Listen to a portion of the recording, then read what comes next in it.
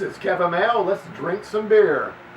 Today we're doing Corona Extra, which is owned by InBev, same people that own Budweiser, so this is a macro brew at this point. It is the #1 imported beer in America these days. It does come from Mexico, and it's pretty much of a typical adjunct lager. I don't expect a lot of complexity and a lot of things going on with this, but we're going to go ahead and give it a crack. As always, if you like the reviews, please join up, follow us, and leave comments. We're always looking for comments. We're using our new Shipyard glass from Shipyard Brew Pub in Portland, Maine. My son Danny went there on his vacation and brought me a new glass. Let's go ahead and give this a pour. Fairly aggressive pour, especially for me. I'm not an aggressive pourer typically. Then maybe a finger of head.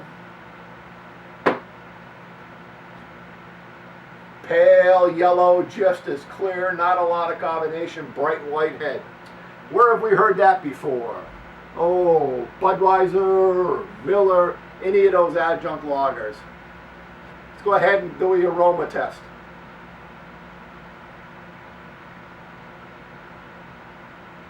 A little bit of that bready cracker.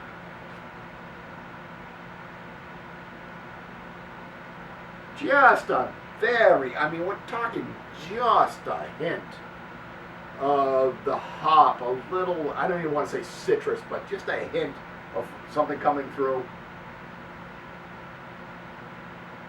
And that's really it.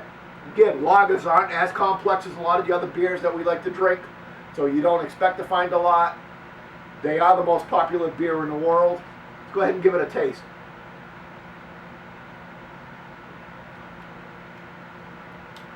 And not a lot, very typical lager. One of the reasons that they are so popular is they're crisp, they're refreshing, especially when you drink them cold, and this one's cold. So they're crisp and they're refreshing, and actually they're sessionable. Typically they're fairly low alcohol, so you can drink a lot of them.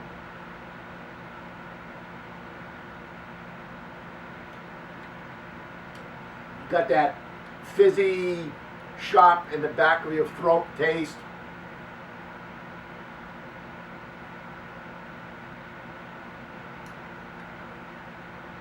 A little bit of the malt.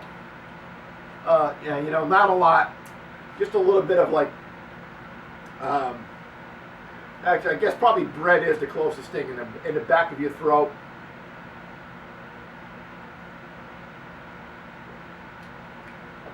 Like I said, I know I've already mentioned this, but it is fairly a drying aftertaste, and you get that sharp, almost like, it's not really metal, but like a metallic bite to it, which is typical of lagers.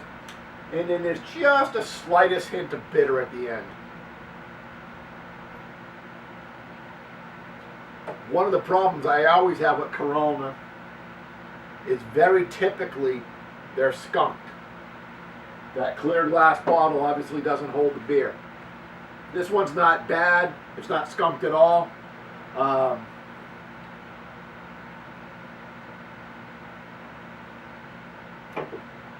Would I run out and keep drinking this? No. I was somewhere and I had to choose this over a Coors Light, Miller Lite, Bud Light. I would definitely take this one. I think it's got a little bit more going for it than some of the American adjunct lagers. Not a lot more going, a little bit going. We did Tecate a while back. I think Tecate's head and shoulders above this. Gonna give it a score. Like I said, there's nothing wrong with it. And it's been a hot day. You're mowing your lawn, working out on the barbecue, cooking something. You could quaff a few of these. It would be refreshing. It's got a little bit of flavor to it. You could definitely do worse. We'll give it a 47. 47 out of 100. It has a little bit going for it. It's not a terrible beer. It's not particularly complex. You're not going to be in love with it. But 47, it is drinkable. Till next time, keep drinking.